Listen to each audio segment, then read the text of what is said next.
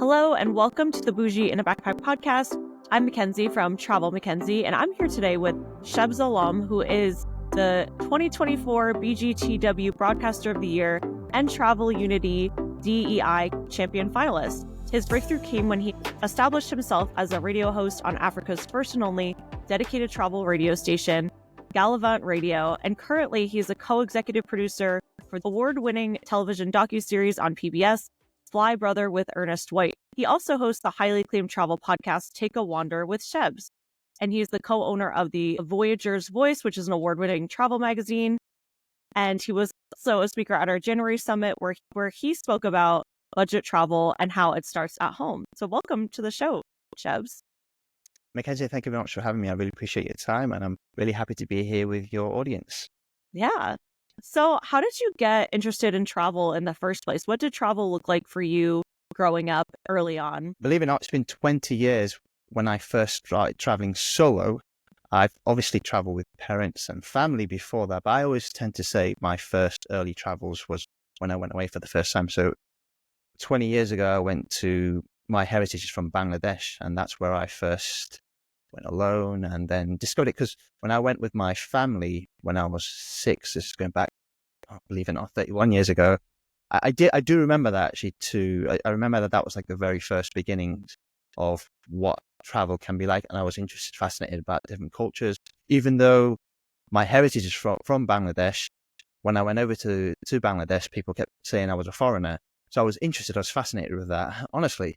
So I was fascinated with that. So when I went away again when I was 18, it was like, wow, actually, I can see why. And that's how I really got hooked. And since then, 20 years of travel. I mean, I've done numerous countries multiple times, and I've just always been interested in the aspect of people, what it's like for what people are like abroad. And you see it a certain way here in the US, UK, but I was always fascinated with that. So that's how I really got hooked into travel. 20 years ago, initially, was the first big leap really into the world of solo traveling. Yeah. So you were traveling a lot to Bangladesh. That was like the main abroad kind of travel you were doing? Well, that was the first initial place I went to as a kid. Mm-hmm. And then I went 3 times in total, and I spent about 6 months, I'd say, in total. So it was like a 3-month stint, 2-month stint, and it was another, I think it's 2-week stint after that. And I really wanted to get an understanding of where my parents came from, and then have a bit of an understanding. So anyone who's got a background from anywhere, I always recommend them going over and seeing where your lineage came from. I would really want to see what it was like and how my upbringing here in the UK differs to how it is over where my parents are from. And there's a massive difference, and culturally it's very different. If I grew up there, obviously I would be very different. I might not be sitting here today. So that was initially the first. But then after that, as a kid, I remember reading about Egypt when I was 9, about the pyramids. And I've always wanted to go to Egypt. I remember my family had like a table with like the Taj Mahal. So I always wanted to go to the Taj Mahal. So there was like dreams. And obviously New York was another place because of like Home Alone. Watching Home Alone growing up, Home Alone, New York. I was always wanting to go to New York. And so there was fascinations with different things. And eventually I started venturing out to other countries little by little. And then that's how I've gotten to this position where my background education is in the arts as well. So I did a degree in videography, filming, photography. I spent a lot of time in the editing suite early on, and I remember my final year of my major, I did like a film where we hired an actor, and it was great. I edited it out myself, and I did like a massive exhibition for it, and I got a feel for it. And it was difficult after I left university to break back into the industry, but when I was traveling throughout, I was always documenting it. I was always taking pictures. I had something like 50,000 photos by the time I broke into the industry, because I always knew I wanted to do something creative. Did I think it was going to be in travel broadcasting? Definitely not. But here we are, 20 years on. Yeah, that's awesome. Kind of combining your passion with your career and making that happen. We'll definitely talk a little bit about that later. How did you first take that leap into solo travel? Like, what was that? How did you make that decision to first start doing it? And what were some of the things you considered while you were doing it in terms of budget, like making it possible and taking the trip? Quite simple. Friends I'd asked do you want to go with me to so and so? And they'll say, yeah, I'll go with you. Family, oh, we'll go with you. Then they pull out. And honestly, We've that's all how been there. Yeah. yeah, that's how it started. And I kept saying to myself, well, I'm going to be disappointed every so, and it got to the point where I was like, you know what, I need to go. I just need to go, because otherwise, if I don't, I'll never get to visit these places. And 20 years ago, it wasn't like it is now, where technology is it's a positive now that the technology has moved on. 20 years ago, there's no such thing as smartphones or internet, really. You had to rely on maps. You had to plan it out before you went. Safety was a big thing. And so taking that leap 20 years ago was a slightly more risky. So you were worried, and you had to be really, and you had to have, when I went away, you bought like phone cards, and you just had to be really, really cautious in terms of how you traveled. And that's how it really started. I had budget in mind, because I was still in school, but I thought, if I want to do it, I've got some money behind me. I worked from 16 in restaurants, in hospitality, as part-time. So whilst I was studying, I was working at the same time as well. I think a lot of teenagers, kids would obviously work too, but I always knew I had if I was going to go away, I had to pay for it myself. So that's how it started. Meticulously, as I said back then, because when I travel solo now, there isn't much meticulous planning, because you can plan along the way. And I quite like the fact that when you're going somewhere, you can learn along the way. But 20 years ago, you had to sort of plan your way. There was no phone. I remember not taking my phone with me at all, because I kept saying to myself, well, I can't call anyone, because there's no such thing as calling people. So I didn't take my phone away, and you have to call in internationally to tell your parents you're okay and stuff. And that was it, really. So planning then on a budget was, you had to go into the post office or the bank and exchange your money. So you'd have, like, let's just say £500, £600, or $800, or whatever it is, and you knew you had that much money, that much to spend for 3 weeks, 2 weeks, 2 months, 6 months. So you'd have to make it work. And a lot of the times you'd go to a place like Bangladesh because it's so cheap. So you try and make it go a long way. So if I was going to a place like Germany when I went, I knew I had that much to spend over a week. So what do I do? So you plan along the way. So you pick out, okay, I need to use public transport, no taxis, which I do talk about during I did talk about during the summit. And those little things, and when it's ingrained in you, you can then follow it up. You just carry on. Obviously, the more money you make as time goes on, which I did talk about during the summit, by the way, where your budget really starts when you're at home. So if you can really sacrifice certain things, you could have a better experience when you're going away. You could get a hotel instead of a hostel, which I talked about a lot during the summit. And I think that's a key thing. Whether you can sacrifice that, that's another thing you have to go through mentally. But that's how it all sort of panned out. And the journey that I've had has been unbelievable. Some of the things I've learned along the way. Solo travel, I don't know whether you've traveled solo, Mackenzie, but when you travel solo, you pick up more things, you make more friends, I find. I feel as though sometimes when you go away with people, you have to babysit them, not necessarily babysit them, but you have to be wary of what they want as well. And I find that when you solo travel, you can make more friends from it. So it's been the most amazing journey, solo traveling, on a budget as well.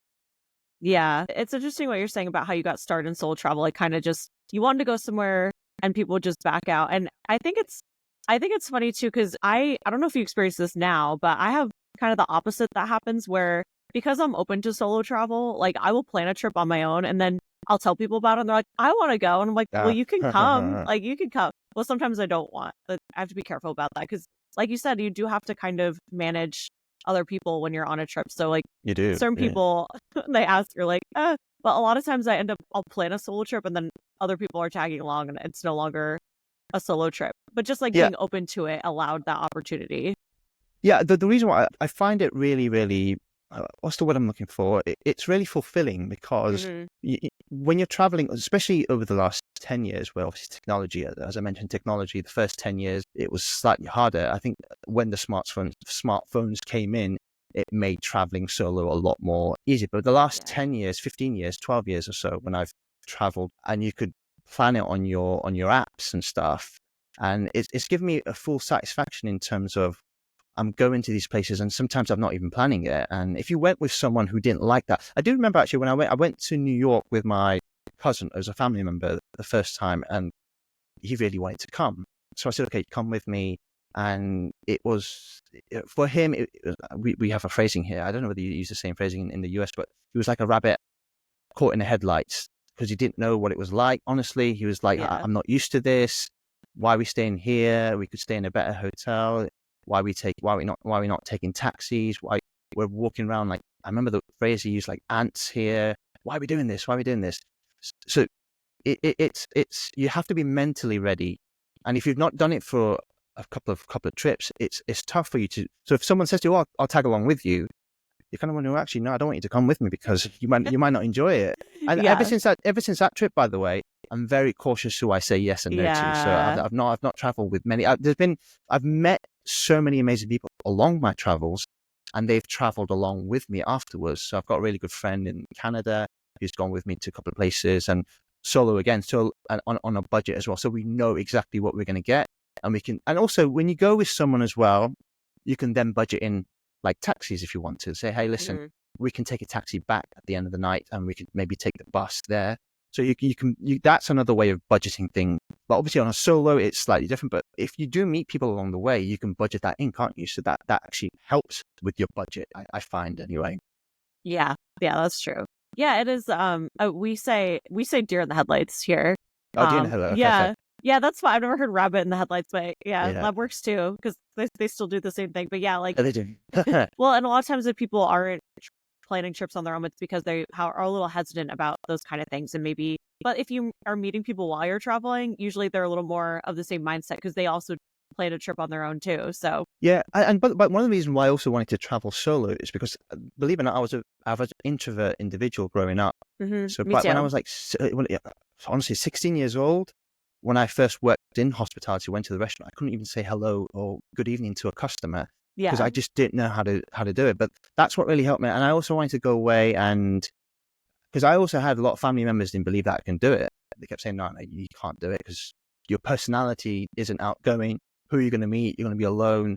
It was completely opposite. I found it really, really helped me become an extrovert. And again, I don't think I would have necessarily had the confidence to do the job that I do now in terms of being nominated. And I mean, to be nominated for like a broadcast of the year for travel, never even in my wildest dream, I would have thought that 2 years ago, 3 years ago. But that initial leap that I had when I was 18 years old, 19, 20, going out on my own, that was the key thing to it. And going to places like Asia and go to some remote places, and I've done some stuff, by the way, I wouldn't recommend people doing. It's quite, well, your viewers might think it's quite dangerous. Yeah. But I feel as though it's helped me become the person that I am today because I've been able to do it. And you learn along those ways. And there's been some scary moments, by the way, which I'm sure you've had as well, Mackenzie, but it's made me the person who I am today as well. Yeah. So speaking of, you talked a little bit about your career. How did you get started in becoming a travel writer, a travel interviewer, having TV shows, hosting? How did that all get started? When I left university, the arts, as I said to you, I really wanted to get into the world of creating things. I wanted to become a TV guy, produce films, etc. But it was never the case because when you the industry is so cutthroat. So you'd have to have something really, really unique. You have talent. That you're competing with so many different people. And in the late 2000s, early 2010s, the way we have, as I said, technology now with social media, etc., it just wasn't possible. So you really had to go knock on doors, and you try, didn't get anywhere. But my breakthrough actually came when the first year of the pandemic. I was doing a podcast. A producer heard it, got in touch with me and said, hey, we've been listening to your podcast. Would you be interested in hosting a breakfast show on radio? And I was like, yeah, okay. Wow. And that was it, really. So it was honestly just putting out stuff. And I was just doing it, and I was talking. And also what really helped was because the fact that I've been traveling as well. So I knew what I was talking about. I wasn't young coming through or just left college, university, and just started traveling. So when I was talking to guests, when I was talking to people on my shows, when they were listening in, they got the fact that I understood, I knew what I was talking about. I was interviewing people who had interviewed the likes of David Attenborough on their platforms, and I felt as though I was able to match them in terms of what I was talking about, in terms of my knowledge. I think that's what they got. And storytelling is not easy. I'm sure you know what it's like, Mackenzie, but it's a tough gig.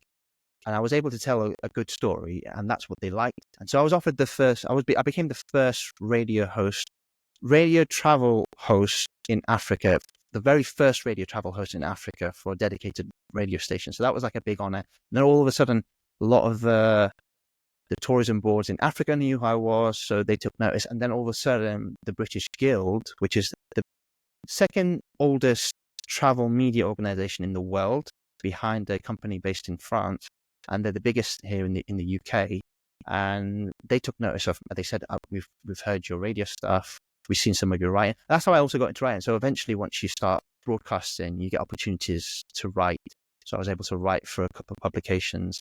Then I also started writing for like things like Medium. I think Medium is a platform you can sign up, you can start writing. So I was putting my stuff up there, and next thing you know, I'm getting more gigs. I was able to publish stuff. I was able to pitch, and I was getting my work published in various outlets. And then I had the opportunity to go into the magazine, and they contacted me saying, "Would you like to become an editor?" I was like, again, no experience of editing any work whatsoever, writing wise, and that's it really. It was honestly, someone spotted me listening to my stuff, and they said, "Come along." And as I said, 5 years on, I'm sitting here with award nominations. My magazine's just one of the writers just been commended for the work. So I feel as though it's possible with the mindset, and if you really believe in what you're doing, and if you believe that you're good enough, then anything's possible. Yeah, that's really inspiring, especially because you're doing what you're passionate about, traveling. You built up this credibility, but you weren't like necessarily pitching yourself out there to the world. You're just like, and you were making the podcast like at home, like it was just Yes, I was. yeah In my bedroom. yeah right. in my bedroom. But obviously now I've got like I'm in my studio now. I've got green screens and stuff. I've got proper cameras. Obviously, you then have to spend money on investing and obviously making it better and stuff, because eventually, if you want to get noticed, you have to spend a little bit of money. But honestly, it was just literally for my bedroom, and I didn't have any microphones, no nothing. I was just doing it through the laptop, and it was a very old laptop. I remember it was like breaking down, and so I was thinking that I couldn't edit anything on it as well because it was just too slow. But then eventually, from the money I got from working in the industry, I was able to reinvest it. And you really have to reinvest if you believe in. And also, that's the thing, you see. So if you want to break in, if you're solo traveling on a budget these days, of course, you can start a travel blog. And if you want to become noticed, I do give coaching sessions as well to young people coming through, and not necessarily young people, that young writers coming through, as in like experience wise. I tell them, have you traveled? Have you got a website? Have you got like a blog? Have you got something specific that you can write on a platform where, because the editors will ask you, or a producer will ask you, have you got something for me to see? Yeah, have something ready. If you have something ready, then people will be like, oh, actually, yeah, this person's got writing. He's got about 50 different articles, different types of writing, different style of writing. Or if you've got a podcast, or if you've got something video wise, oh, actually, they've got talent. And that is what you need. You need a portfolio. And what's the best way of getting a portfolio? You need to do it yourself. And that's honestly, I did a gig for the BBC. I think it was a couple of years ago. They would not have come to me. That producer who came to me saw my radio show. That's how she saw me. So if she hadn't seen my radio show, she wouldn't have come to me. And that's honestly because of the stuff that I did on my podcast. And you really have to believe what you're putting out, because there'll be times where it's like, wow, why am I doing this? Because you might lose purpose. But if you have a purpose, and also if you constantly travel, because I think travel is the best form of anything really, for me anyway, you're going to be able to find new ways to produce content that inspires individual. And for me, any content that I put out, even if it's on television or like the TV show, so you just say Ernest White the third. He's actually Ernest White the second. No, that's right. I remember the wrong. Yeah. No, so to get asked to be a producer again, he saw my podcast, and I do a video podcast, and he said, "Wow, you're absolutely killing the podcast. Would you like to come on board?" And that's it really. So it's whatever you put out, you never know who is watching, because you could be a producer, it could be an executive producer, it could be a showrunner, and you just never know. And that's how I say to young budding writers or young budding broadcasters, whatever you want to be, bloggers, you just never know. Whatever you put out, it has to be quality and at the highest of integrity as well.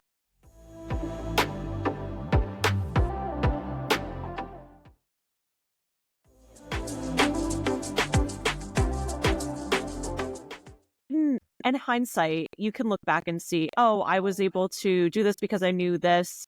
And then, my podcast, I was, chosen for this radio show because of the podcast. But when you were starting off, did you think when you're making this podcast, like, wow, I have something to offer? Or were you just like, I want to do this, I'm passionate about it? Or do you think it took some time in reflecting to realize, oh, I really did have something and I didn't realize it until it was sought out? That's a good question. I've had imposter syndromes Mm-hmm. as well, by the way. So it's when you're breaking in, I still, by the way, think that I could do better in everything that I do. I've had some amazing career highlight moments, yes, but never thought that I was going to be where I am right now. And the respect that I've gained from might not necessarily be, actually, maybe in the US as well, some people know me, but the UK, breaking into the UK writing or the media, travel media, I never thought everyone would take notice of who I was. And I think I was telling you just before we came on air, there's a guy that I've looked up to for many years in terms of I've watched his show, and then I went to one of his events and I saw him talking to someone. I thought, I'm just going to go in there and just barge in and say hello. But by the way, the introvert me when I was growing up would never been able to done that. Yeah. But the person who's done all the travels over the last 20 years, but less than that at the time, but 15 years, I thought, right, I'm just going to go in there and say hello, introduce myself. He was impressed by it and he gave me his details and said, yeah, if you need anything, just drop me a line. And then I remember when he followed me on Instagram, that was like a big moment for me because I'd been following him for a while anyway. So then for him to follow me, I was like, oh, wow, he's actually just followed me on Instagram. And then we kept in touch. And then to think that I'm in and around that circle and then I'm interviewing some amazing, I would say, names in the industry, not just in the UK, in the US, all around the world, to have had that opportunity. I never felt out of place. To answer that question, I never felt out of place. I felt I belonged. And I think that was a real key to it because mindset is really, really important. And the reason why I had that right mindset, I think over the years of travel, yes, that's important, but working in different environments as well. So I didn't just break in straight out of university or college. I had various different jobs. And I think that really made me. So going into offices where there was office politics, there was drama, you learn from that. I thought that made me a lot stronger. And I felt as though, you know what, I can do a lot better than this. I always felt that. I always believed in that. And just recently, I've just been offered a job as a news editor for it's called the Halal Travel Network. And it's all about Muslims traveling. Or the platform is how Muslims can travel in a way that is good for them in terms of they've got accessibility to like prayer rooms, etc. and stuff. But it's a massive market.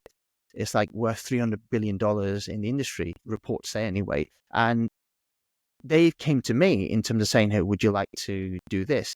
And then it's just, that's again, for me, I feel as though, yeah, I've earned that over the work that I've done. My mindset has always been, I belong there. So I think that's the important thing. So if you don't have that right mindset, then you're not gonna achieve what you think.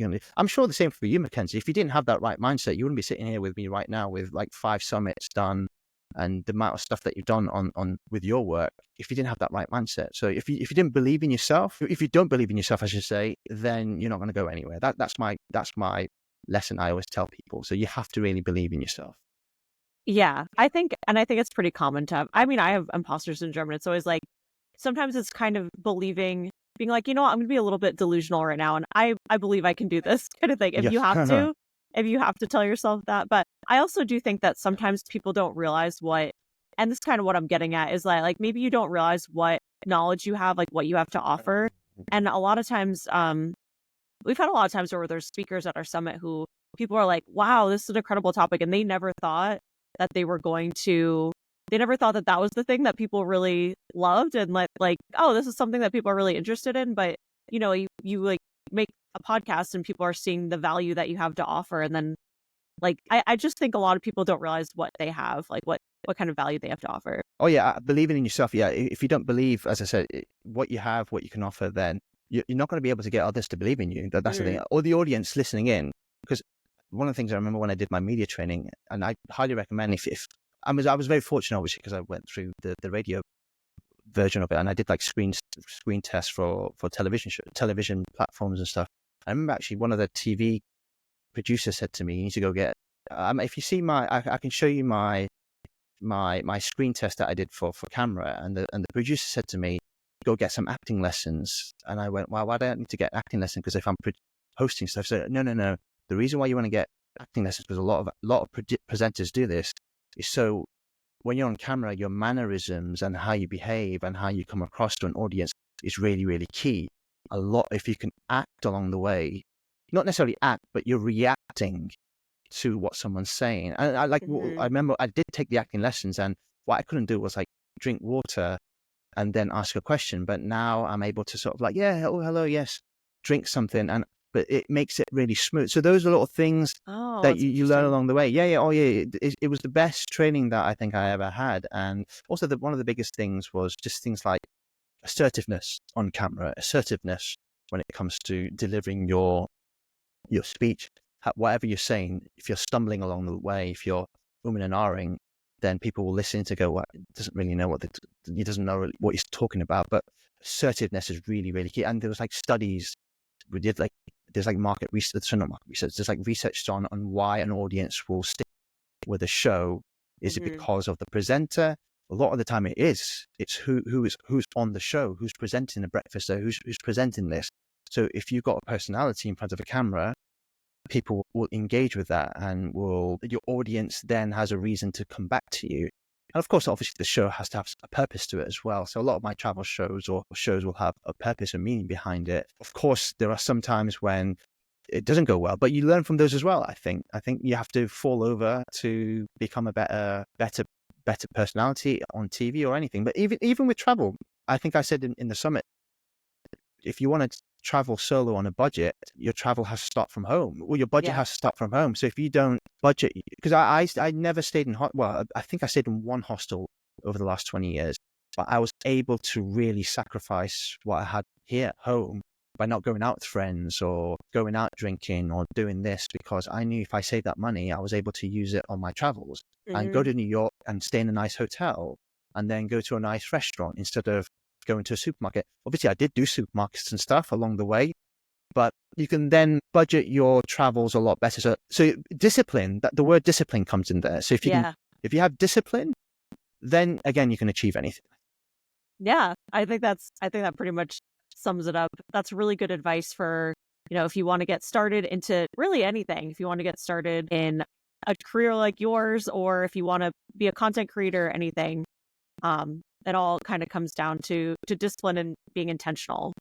So obviously the other thing as well, I don't know how you started, Mackenzie, but having someone there, a mentor or someone who is really, really important. So if you have the right person in your ear telling you what to do or giving you advice, I think that's really important. If you have the wrong crowd, then you will stumble along the way. I think if you have the right people around you, there's a really, trying to think of, I don't want to say the name actually, but there was someone that I know just cut out everyone, even friends, because they were really focused in achieving and they have now. They've done really well. I sometimes think they take themselves a bit too seriously, but you've got to find it.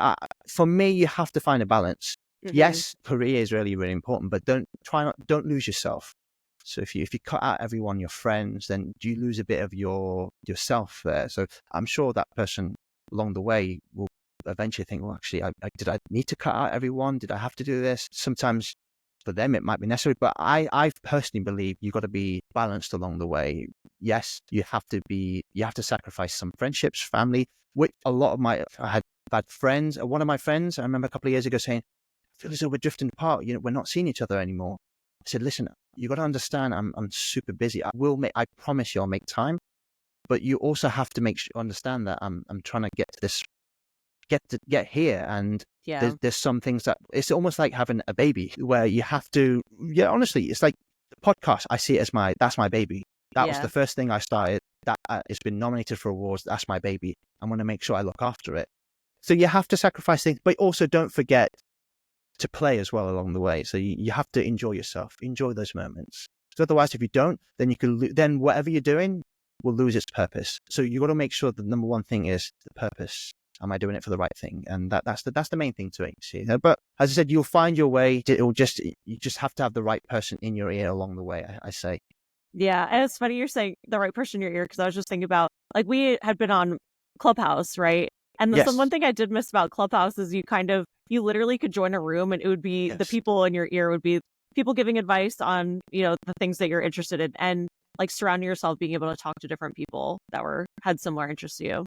Yeah, absolutely. Obviously, that's where we first met, and that again, those were great actually, because we would just you could just eavesdrop Yeah. in people's conversation and just listening and taking. I remember that was obviously people that not knowing. There was like a group, then that's how there was a few of us that we met, and I've met some of them. Hopefully, we meet personally one day. And the thing is, I think that's a great way of doing things. If this as podcast or Clubhouse or whatever you think that's going to inspire you to go out there and travel or do, doesn't necessarily have to be travel. By the you could travel the world on a budget or do whatever and have a job 9 to 5. You can find ways of doing that. And when I first before I broke into the industry, by the way, I also had another job at the same time, because I knew if I was going to make it into the industry long term, potentially I'd have to work another job along the way. So I was working 7 days a week, all hours of the day.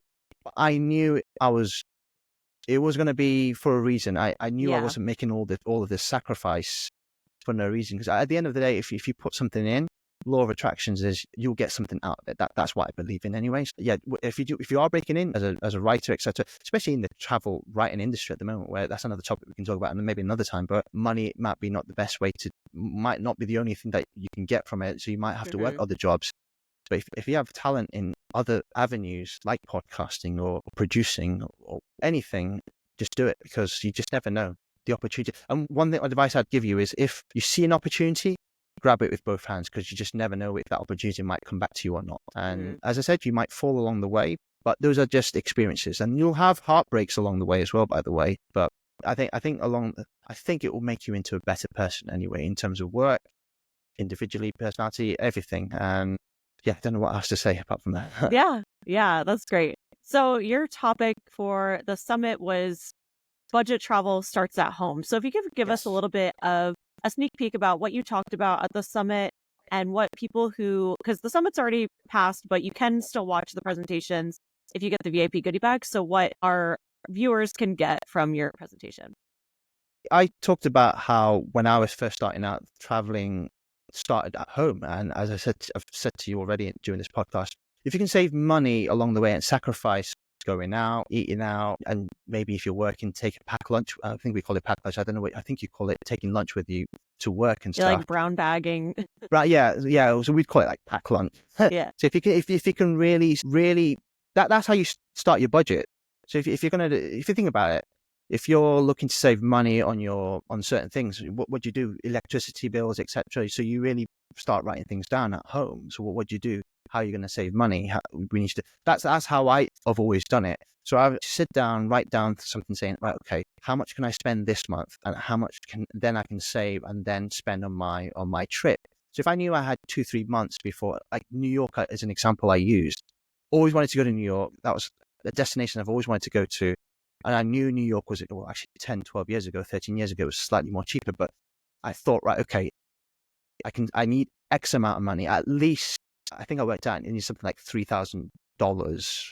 And so if I'm going to have a really comfortable, that would be flights, accommodation, eating out, everything, all the attractions, everything. So I knew if I was going to enjoy myself and obviously there's some budget elements to it, I would have had to have saved. So I literally didn't go out with friends.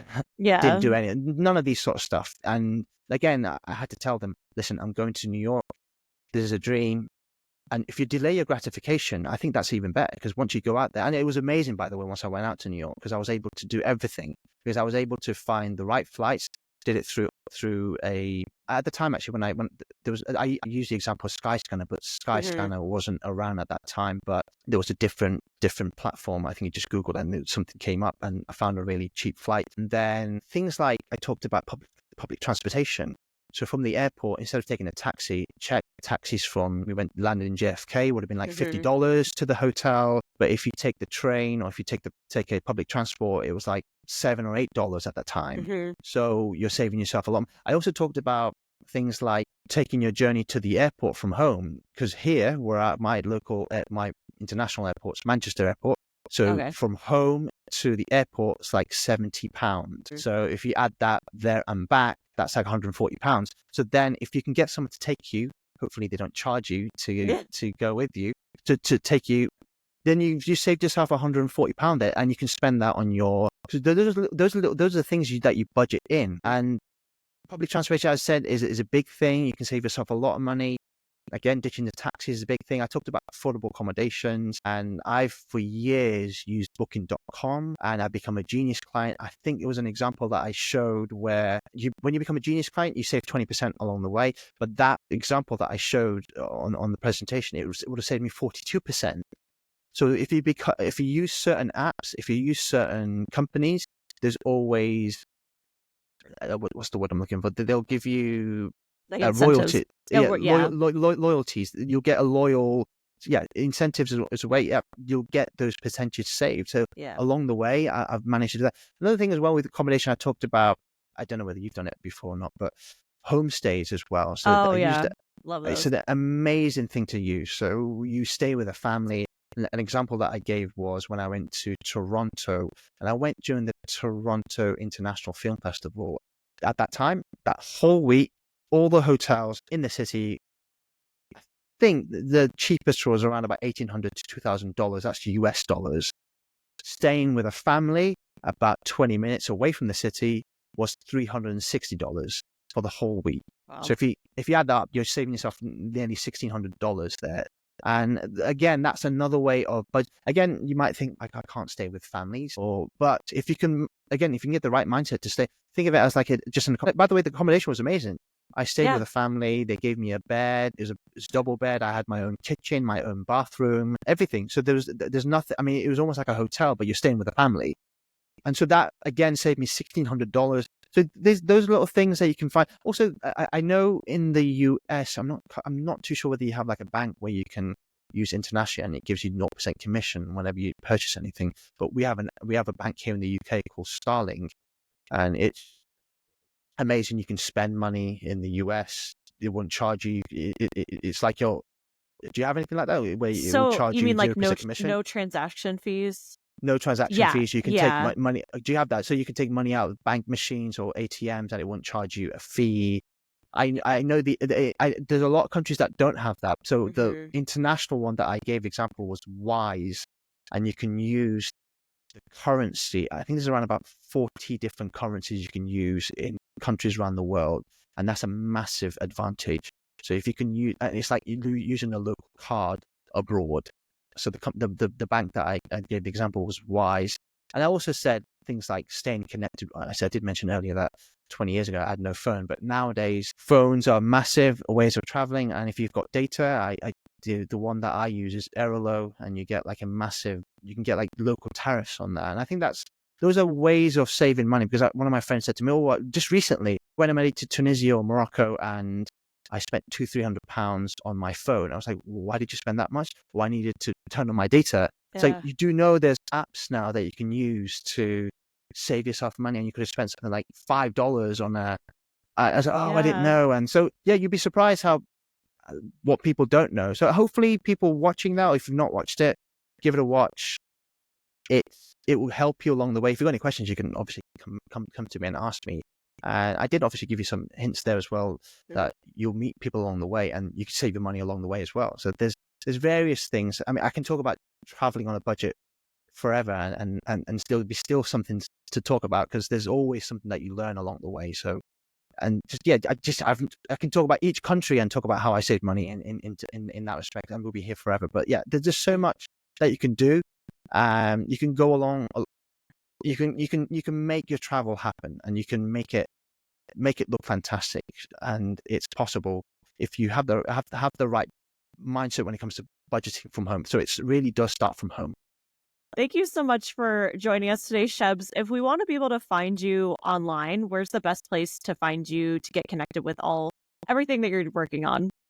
Yeah, Mackenzie, first of all, thank you very much for having me on. I really appreciate it. I've loved this. You can find me if you Google my name, actually, Shebs Alom, I'll come up.